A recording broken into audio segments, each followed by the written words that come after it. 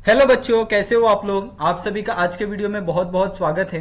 तो बच्चे लोग, आज यहाँ पे हम लोग 8th क्लास का जो आपका मराठी का बुक है उसका जो तीसरा चैप्टर है लाखाच्या कोटीच्या गप्पा। ओके, तो ये वाला जो चैप्टर है आज हम लोग यहाँ पे पढ़ने वाले हैं, मराठी का चैप्टर है। तो इसको हम लोग यहाँ पे हिंदी में पढ़ेंगे, ठीक है। तो आप बहुत अच्छे से ध्यान से सुनो, और आप अच्छे से ध्यान से सुनोगे तो आपको पूरा ये जो स्टोरी है वो आपको बहुत अच्छे से समझ में आएगा। क्योंकि ये जो स्टोरी है ना, ये बहुत ही अच्छा एक हंसने वाला स्टोरी है। यानी एक तरह से हम लोग इसको एज अ मतलब लाफ्टर वाला जो स्टोरी होता है ना, जिसमें हंसी आती है आपको, बहुत मजेदार सी स्टोरी, वो वैसी वाली स्टोरी है। तो आज हम लोग इस स्टोरी को बहुत अच्छे से पढ़ेंगे और हर एक चीज को यहाँ पे हम लोग देखेंगे, ठीक है, ताकि आपको स्टोरी सुनने में मजा आए और स्टोरी का जो पूरा अर्थ है वो भी आपको अच्छे से समझ जाए। ओके, तो यहाँ पे सबसे पहले अगर आप बच्चे लोग देखते हो तो हमें कोई भी अगर स्टोरी दी जाती है, कोई भी कविता अगर हमें पढ़ाई जाती है, तो उसका जो शीर्षक होता है ना बच्चे लोग, वो सबसे ज्यादा इंपॉर्टेंट होता है। अगर आप शीर्षक को अच्छे से समझ जाओगे ना, तो आपको अंदर का क्या है, अंदर हम लोग क्या पढ़ने वाले हैं, ये आप आसानी से पता लगा सकते हो। जैसे यहाँ पे आपको दिया है लाखाच्या कोटीच्या गप्पा, तो यहाँ पे हम लोग लाखों करोड़ों की जो गप होती है उसकी बात करने वाले हैं। यानी जो बातें होती है, अगर आप कभी भी कहीं देखते होगे तो कोई दो व्यक्ति तीन व्यक्ति क्या खड़े होके किसी भी टॉपिक पे चालू हो जाते हैं। ओके, अगर कोई काम हो रहा होगा तो वो अपने हिसाब से अपनी तरीके से वो लोग उस काम के बारे में बताने लगते हैं। अरे नहीं, ये काम ऐसे हो सकता था तो ये काम बहुत अच्छा होता।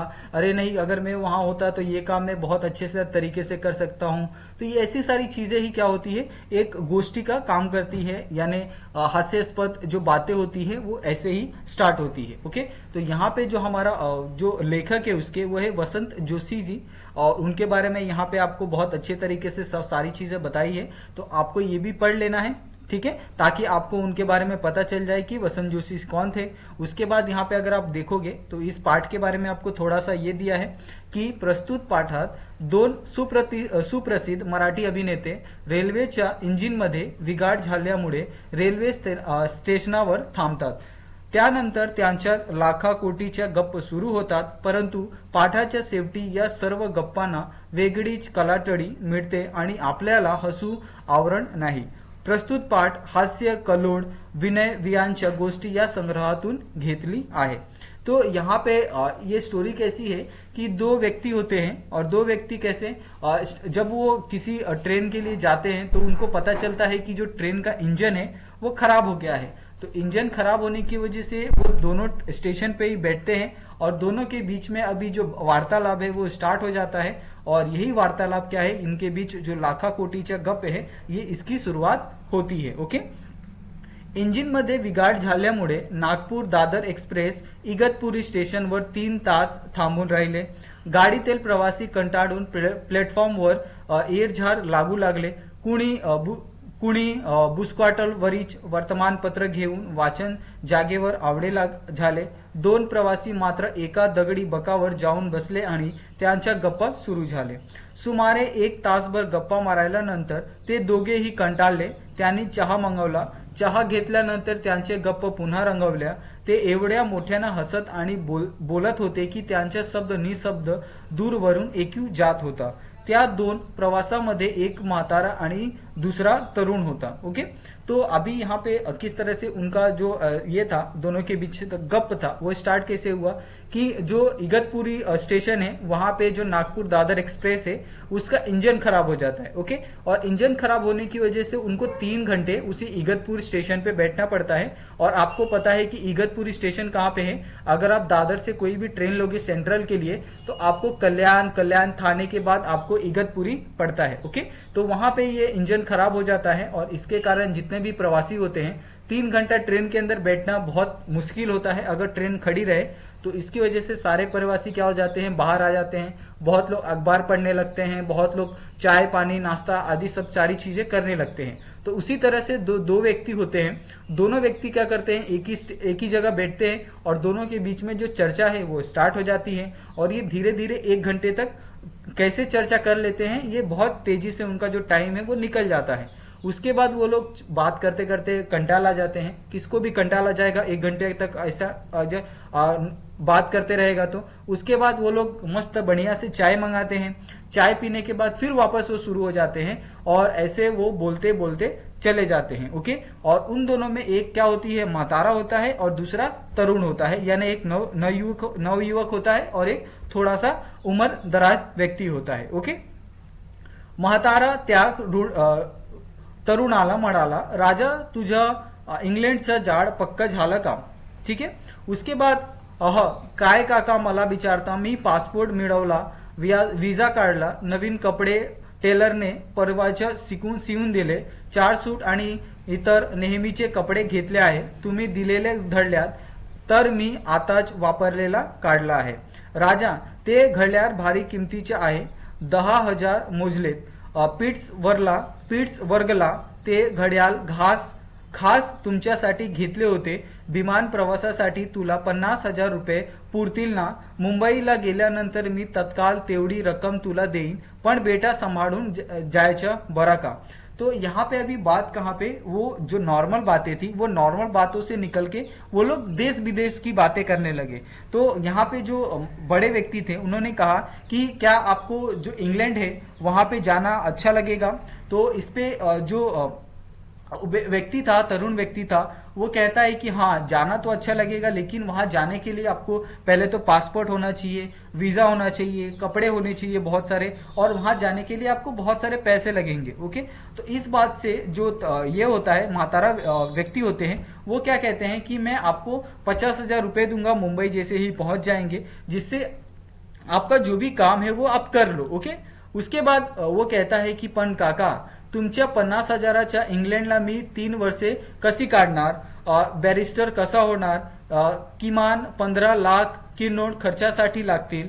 कोट्याधिपती काका हा पुण्या कुठल्या तरी धाड्यांच्या होटलात राहिले, तुम्हाला चालेल का? नको, तू एक स्वतंत्र बंगलात घे, तुझ्या अभ्यासाला निवांत जागा हवी. तो अभी यहाँ पे आप लोग उनकी जो बातें हैं वो सुन के बहुत हंसी आएगी।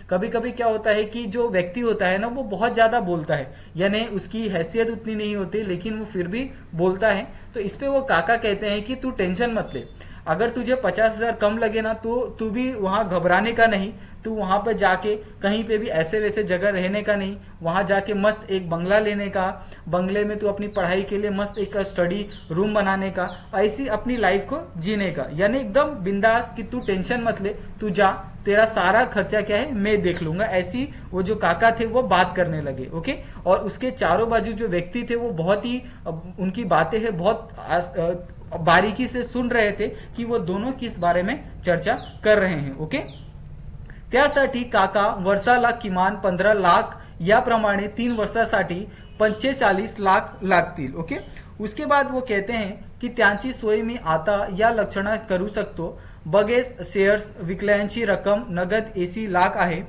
आताच देऊ का? तो यहाँ पे अभी काका क्या कहते हैं कि तू टेंशन मत ले, तेरे को 50 लाख लगेंगे, 15 लाख लगेंगे, तू ऐसा बिल्कुल टेंशन मत ले, क्योंकि मेरे पास अभी इतने सारे शेयर्स है, बैंकेत इतने सारे शेयर्स है कि अगर मैं उनको अभी बेच दूं तो मुझे अभी 80 लाख रुपए मिल जाएंगे। तो वो बोलते हैं कि क्या मैं तुझे ये बेच के अभी पैसे दे दूं? तो नको, गाडी बसल्यावर द्या, पण काका एक मोटार ही मला लागते, रोज मला कॉलेजात गाडीनं जावं लागणार नाही का? मी चालत कसा जाणार? 20 लाख तरी त्यासाठी लागतील। अभी यहाँ पे देखो कि वो जो लड़का होता है वो क्या कहता है कि काका मैं तो इंग्लैंड में अच्छे से रह लूंगा, लेकिन मुझे कॉलेज आने जाने के लिए अभी मुझे एक गाड़ी चाहिए। तो काका आपको पता है कि इंग्लैंड में अगर मैं गाड़ी लेता हूं तो मुझे कितने 20 लाख रुपए लगेंगे। तो इस बात से काका वापस फॉर्म में आ जाते हैं। तो काका कहते हैं ती रक्कम ही आता याच बॅगेत आहे, बँकेतून आजच तेवढी रक्कम काढली आहे। तो वो काका कहते हैं तू टेंशन क्यों लेता है, मेरे पास जो बैग है ना उसके अंदर अभी 20 लाख रुपए पड़े हैं, दू क्या अभी तुझे, मैंने अभी ही बैंक से निकाले हैं। तो वो कहता है काका मला सारा युरोप बघायला आहे, प्रत्येक देशात किमान 1 वर्षभर तरी राहावं लागते, त्यासाठी निम्मा खर्च मी करणार आहे।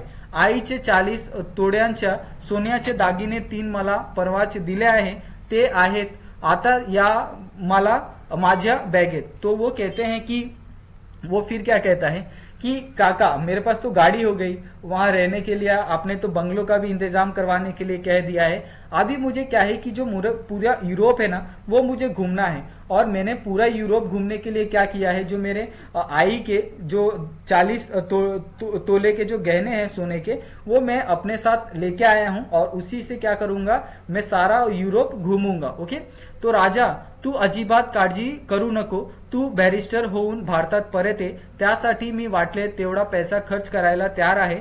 आपल्याकडील चहाचे 2 मुले आणि सफरचंदाचे 1 मुळा विकून जे 10 कोटी आले ते पण या माझ्या बॅगेच्या वरच्या कप्प्यात ठेवलेले आहे।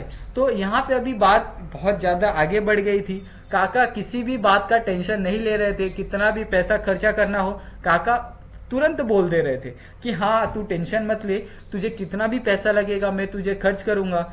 तुझे पता है कि तू बैरिस्टर से अगर तू वापस भारत आएगा तब मैं क्या करूंगा, तुझे जितना भी पैसा चाहिए यूरोप घूमने के लिए वो मैं दे दूंगा, क्योंकि तुझे पता है कि आपल्याकडील 2 मुले हैं, ठीक है, और मेरे जो सफरचंद काका हैं उनके पास भी 1 मुलगा है। तो इन सब से अगर मैं इन सबको बेच दूं तो भी मुझे आसानी से 10 करोड़ मिल जाएंगे, तो वो 10 करोड़ मैं तुझे दे दूंगा, ठीक है। त्याच असं बोलून चालू असतानाच्या गाडी सुटणार असल्याची घोषणा झाली। ते 2 प्रवासी आपल्या डब्यात शिरले, खिडकीजवळ समोरच्या सीटवर बसले। 5-10 मिनिटाचे ते पेंगायला लागले आणि चक घोरायला लागले। केव्हा तरी कल्याण स्टेशन आला। त्या 2 प्रवासापैकी तरुण प्रवासी जागा झाले। त्यांना आपल्या सीट खाली आपली बॅग आहे की नाही हे पाहिले। बापरे, त्यांनी बॅग तिथे नव्हती। त्यांना त्या म्हाताऱ्याच्या प्रवासाला उठवला। ये माझी बॅग कोणीतरी पटवली, तुझी पण दिसत नाही। म्हातारा प्रवासी पण दचकून झाला आहे। आता काय करायचं, दोनही किंचाळले। ओके, अभी यहाँ पे एक कहानी में ट्विस्ट आ गया।